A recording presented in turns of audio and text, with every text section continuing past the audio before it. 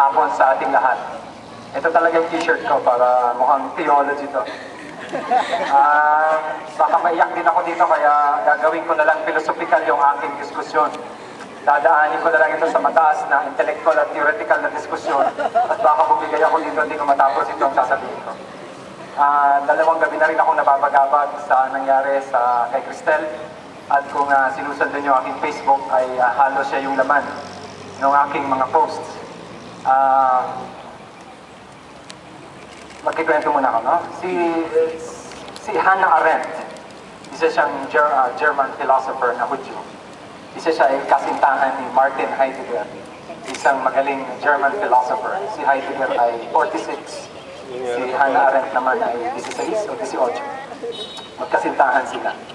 Nagkahiwalay sila ng ganda sapagkat si Heidegger ay naging Nazi at si Hannah Arendt naman ay kinundina ang Nazismo. Dahil sa galit ni Hannah Arendt kay Heidegger, sumama siya sa investigasyon kay Heinrich Eichmann. Si Eichmann po ay isang general ng Nazi na nagpapatay sa milyong-milyong Hudyo at siya ang pumipirma para ang mga Hudyong ito mula sa train ay ibagsak sa pugon na buhay pa at diretsong sunugin. Hindi namatay si Eichmann, hindi siya nagpakamatay. Nahuli siya ng mga Allied forces. Nung siya po ay nilitis kasama si Hannah Arendt. At tinanong ni Hannah Arendt si Eichmann, nung ikaw ba ay pumipirma para sunugin, patayin ang mga Hudyo, bata, matanda, mga lalaki na mga buhay, may naramdaman ka bang pagsisisi? Ang sabi ni Eichmann, wala. Hindi ka ba nag-doubt sa iyong mga ginawa? Dahil ito ay immoral sapagkat murder yon, genocide. Ang sagot ni Eichmann, wala at hindi. Wala akong kasalanan. Actually, sabi ni Hannah Arendt sa kanya, para kang, bakit mo nagawa yon? Bakit wala kang guilt? Ito ang sagot ni Eichmann, na sa tingin ko ay ginagamit din ng administrador, mga guro at mga nakakataas sa gobyerno maging sa pamantasang ito. Wala akong kasalanan sapagkat nagpapatupad lamang ako ng batas. Ako ay instrumento lamang ng batas at dapat pang bigyan niyo ako ng award dahil napaka-religious ko sa pagtupad sa batas na ito. Di ba ito rin ang ang taguan at ang rasyonalisasyon at justifikasyon ng mga teacher? Bakit mo siya binagsak? Nagkasakit naman yan, may dahilan. Sumusunod lamang ako sa batas. Bakit tinanggal mo sa listahan si Cristel? At maraming estudyanteng ganyan akong nakikita bawat semestre. At sa semestreng ito, makukuha ko na naman sa CRS ang listahan ng mga estudyanteng pumapasok sa klase ko. At pag nagbibigay ako ng grades at grado, hinahanap ko ang iba at sila'y nawawala. Asan sila? Pinatay ng sistema, pinatay ng CRS. Si Cristel, literal. Pero mas matindi yung pagpatay sa'yo dahil tinatanggal ka doon sa CRS sapagkat may mga pinaganda pa nila yung mga itsura ng pagpatay. May nakacheck, bayad. May nakalock, ibig sabihin may accountabilities ka. At merong naka-ekes, ibig sabihin nun, hindi ka bayad. Di ba ito rin ang sinasabi ng mga administrador, mga nakakataas, at sana hindi mangyari sa akin yan.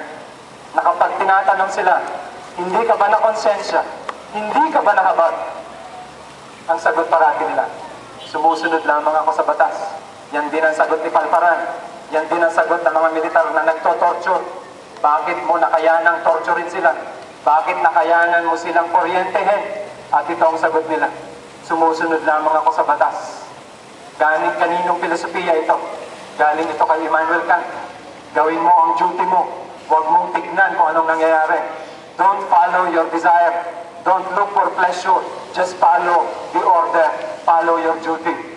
Ang mga ganitong guro, ang ganitong mga administrador ng pamantasan o ng Estado ay dapat magbalik sa Philosophy 1 at basahin si Immanuel Kant. Dahil kung buhay si Immanuel Kant, siya ay babangon at sasabihin sa mga administrador, lalo na sa taga-UP Manila, ano ang duty mo? Huwag kang magtago sa duty. Dahil ang tanong ni Immanuel Kant sa'yo, bakit? Ano ba ang duty mo? Sinong pinagsisilbihan mo? Ang bayan o ang duty?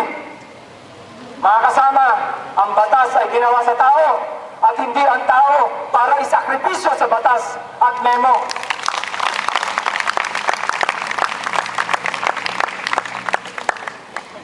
Maraming kalasi ang pagpatay, no? Ang isang pagpatay ay hindi pag-ako sa responsibilidad. Dahil pinag-uusapan natin ang mga Nazism at sa tingin ko hindi nalalayo ang mga administrador na may mga responsable dito sa pagiging mga neo-Nazi, sa mga pasismo, mga pasista na nagpapatupad ng mga batas na ito. Bakit ayaw nyo ng responsibilidad? Ito po ang sabi ni Dietrich Bonhoeffer, isa po siyang German theologian na lumaban sa Nazismo kahit na nagbuwis ng buhay at bago siya mapalaya sa kulungan, pinatay siya ng mga Nazi. Ito po ang sabi ni Bonhoeffer. We are all responsible. Not to speak is in itself an evil, and not to act against evil is an act itself, and God will hold us responsible. Ito naman po ang susog ni Dostoevsky, isang Russian naman nila. We are all responsible for one another. We are all guilty. That means, I am more guilty than anyone else. Sana yan ang sinabi ng mga taga-UP Manila na administrador. Lahat tayo ay may kasalanan. Lahat tayo ay may responsibilidad sa bawat isa. Ngunit ako, higit sa lahat, ang may responsibilidad. Ngunit anong ginawa nila? Umurong, tumiklop, nag-deny. Bakit? We are just following our duty. Balik ka kay Immanuel Kant. Mga hindi nagpasa ng philosophy. Hindi ko alam kung saan ito nag-graduate. At naluklok pa sa pinamakataas na posisyon. Mga kasama, hindi po tayo naglilingkod sa pamantasan. Ang nagpapasweldo sa atin ay ang taong bayan. Ang loyalty natin ay hindi sa memo. Ang loyalty natin ay hindi sa presidente. Ang loyalty natin ay sa bayan. Kung ang interest ng bayan ay niyuyurakan ng mga administrador, then we have the duty and responsibility to deny, negate, and annihilate the system. Hindi lamang po yan ang pagpatay sa ating mga kapwa-estudyante. Naging estudyante rin ako noon. Pinapatay din nila yan sa pamamagitan ng mas malupit na paraan. Ano po yung paraan na yan? Yung ginawa nila kay Cristel. Patay na nga, papatayin mo pang ulit. Paano mo pinapatay ng pangalawang beses ang patay, patay na nga? Patay na nga, sinisisi mo pa ang namatay sa kanyang pagkamatay. Yan ang pinakamasakit. At marami naglipa na niyan sa internet, sa Facebook. Suicidal daw, pathological daw. Ang tawag po dito sa sociology, medicalization of suicide. Parang sinasabi nila ang suicide daw ay sakit. Sinasabi sa mga scholar ng bayan may sakit. So anong ibig sabihin niyan? Kaya siya nagpakamatay sapagkat may tendency na raw siya na mag-suicide. At dahil doon, ang hindi dapat sisihin ng administrasyon, ang lipunan at ang sistema, ngunit ang biktima mismo. Walang pinagkalayo yan sa mga babaeng nare-rape. Na-rape ka na nga, sasabihin pa sa'yo, ikaw kasi nagsuot ka ng micro-miniskirt. Naharas ka na nga, ang sasabihin pa sa'yo, kasalanan mo yan, nagpaharas ka. Bakla ka na nga, ginastos ka, ang sasabihin sa'yo, bakla ka kasi. At yan ay sakit. Di ba yan ang ginagawa rin kay Cristel? Pagpatay sa patay na.